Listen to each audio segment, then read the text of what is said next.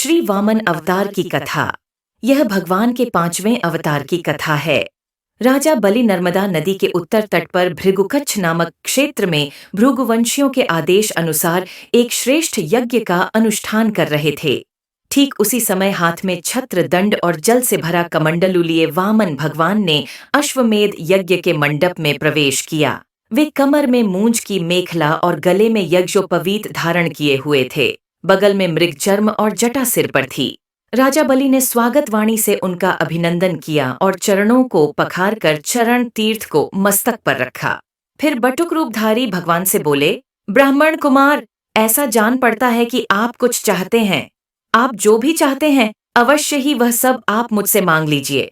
भगवान ने प्रसन्न होकर बलि का अभिनंदन किया और कहा, राजन, आपने जो कुछ कहा वह धर्ममय होने के साथ साथ आपकी कुल परंपरा के अनुरूप है। फिर यह कहकर उन्होंने बलि के पूर्वजों का यशोगान किया। बलि के पिता विरोचन की उदारता, पितामह प्रहलाद की भक्ति निष्ठा, प्रपितामह हिरण्यकशिपु हिरण्याक्ष के अमित पराक्रम की प्रशंसा की और बोले, मैं केवल अपने पग से 3 पग पृथ्वी चाहता हूँ। बलि जी हंसने लगे।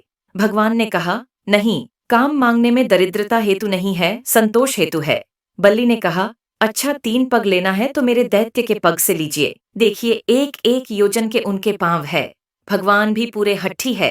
बोले, नहीं, मुझे तो अपने पांव से नाप लेने हैं, क्योंकि धन का उतना ही संग्रह करना चाहिए जितने की आवश्यकता हो। राजा बलि को शुक्राचार्य ने बहुत समझाया कि यह बटुक रूपधारी तुम्हारा शत्रु भगवान विष्णु है। ये सब छीनने के लिए आए हैं। अपनी जीविका छिनती देख असत्य बोलकर उसकी रक्षा करना निंदनीय नहीं है।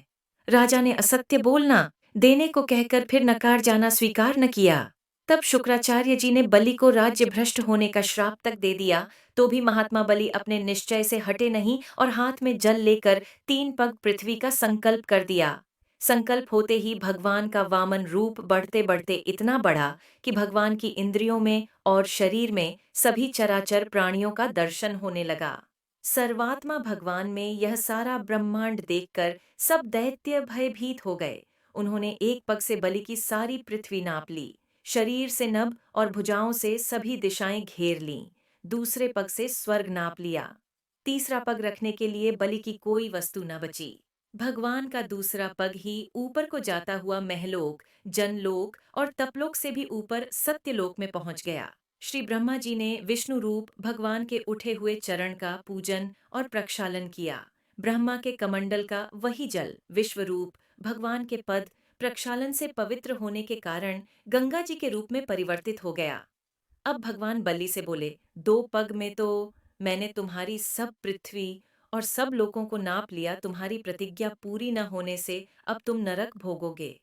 परंतु राजा बलि धैर्य से विचलित न हुए।